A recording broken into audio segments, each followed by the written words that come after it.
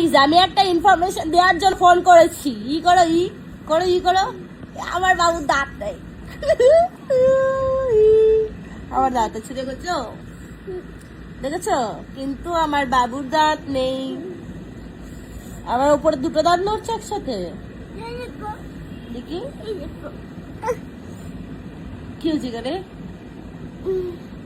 কি হয়েছে মা? চোখে কি হয়েছে তোমার? চোখ কি হয়েছে?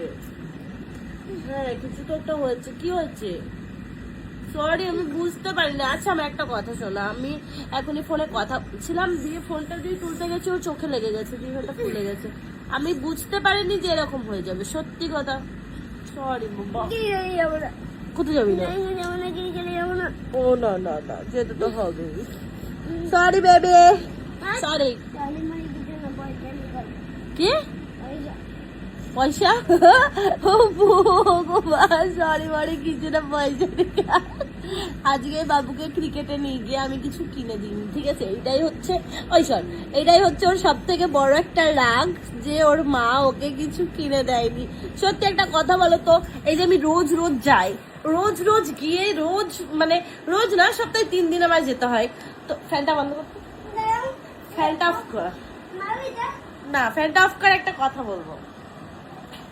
তো হচ্ছে আমি রোজ যাই, আর রোজ গিয়ে সপ্তাহে 3 দিন যাই, তো সপ্তাহে 3 দিনই কি কিছু কিনে দেওয়া সম্ভব? এমনিতেই আমার ধরো ওদিকে ভাড়া লেগে যায় অনেক টাকা, তো রোজ কিনে দেওয়া সম্ভব না।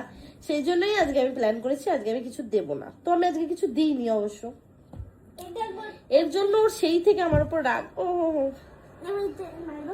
না মারবে লাগি মুঝে লাগি। চলো আমি আবার একটু বাজে। আচ্ছা তোমরাও দেখো। ও বাবা, বল ঢুকিয়ে রেখে দিয়েছে পিকাচুর ভিতরে। যাই হোক, hello guys, welcome to our blog. তো কেমন আছে সবাই? সবাই একটুখানি কমেন্ট করো আর বলো। আজকে আমি এটা পরে চলে গেছিলাম খেলা, বাবুকে নিয়ে খেলতে। তো হচ্ছে ঘটনা হচ্ছে এবার জল পেপার পেয়েছে জল।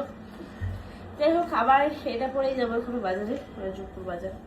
তো বাজার থেকে আসবো, আমার কাছে মাত্র এই 200 টাকা পড়ে আছে। এই 200 টাকা নিয়ে আমার কাছে যেতে হবে বাজারে। তারপরে আমি দেখি কি কিনি বাজারে গিয়ে। তো তারপরে তোমাদের সঙ্গে আমি সবকিছু শেয়ার করবো আজকে। চলো। পকেটে আরো 50 টাকা, 250 টাকা। ও মাই গড ও মাই গড ও মাই গড। কিন্তু 200 টাকাটা কোথায় গেল?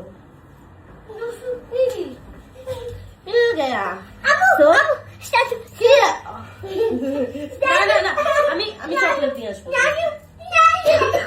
চলো আমি মিল্কশেকটা বানাই তারপরে। বাড়ি থেকে চলে গেছিলাম বাজারে, আর বাজারে গিয়ে এত কিছু কিনলাম। তারপরে হঠাৎ দীপঙ্করের সঙ্গে বাজারেই দেখা, আর বাজারে ও একটা কোল্ড ড্রিঙ্কস খাচ্ছে, আর সঙ্গে আমাকে খাইয়ে দিল। আর সত্যি কথা বলতে আমার কোকা কোলা একদমই পছন্দ না, আর দীপঙ্করেরও পছন্দ। তারপরেও খেয়ে নিলাম এই কারণে, কারণ দোকানে আর কোনো কিছুই পাওয়া যাচ্ছে না, আর ও খাচ্ছিল, আমাকেও জোর করেই একরকম খাইয়ে দিল।